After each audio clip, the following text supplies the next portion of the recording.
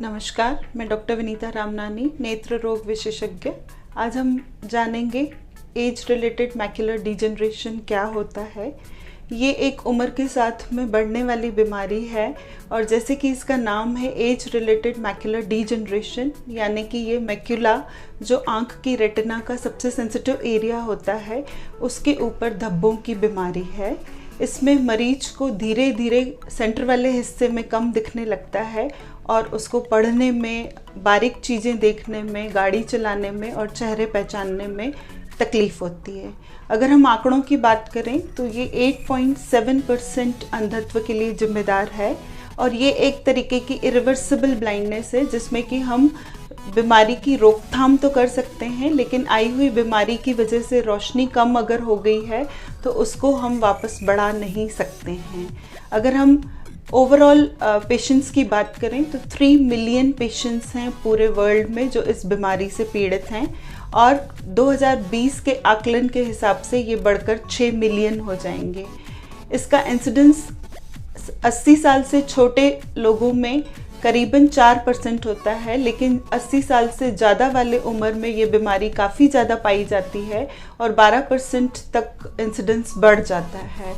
ऐसा क्यों होता है? उसके पीछे उम्र के हिसाब से कुछ हार्मोनल चेंजेस हैं, हेरिडिटरी फैक्टर्स हैं जिनकी उम्र ज़्यादा बढ़ रही है। आजकल हमारी लाइफ एक्सपेक्टेंसी बढ़ रही है तो हमें बहुत ज़्यादा बड़े लोग देखने को एज वाले मिल रहे हैं और अगर उनमें कोई एडिक्शन है तो स्मोकिंग की वजह से और अल्कोहलिज्म की वजह से और ग्रीन वेजिटेबल्स और डाइट की कमी की वजह से ये बीमारी जल्दी तेज़ी से बढ़ सकती है।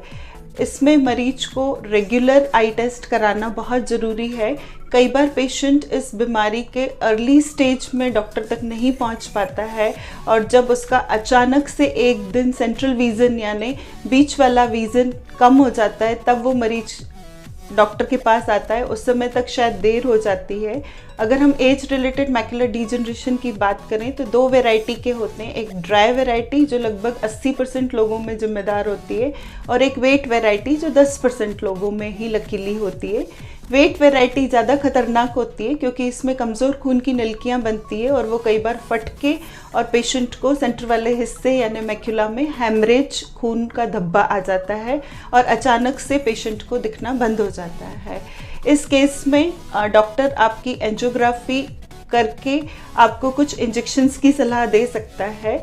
ये जो इंजेक्शंस होते हैं एंटी वेजिफ इंजेक्शंस कहलाते हैं और ये मंथली इंजेक्शंस दिए जाते हैं और कुछ मरीजों में 3 या उससे भी ज़्यादा इंजेक्शंस की ज़रूरत पड़ती है।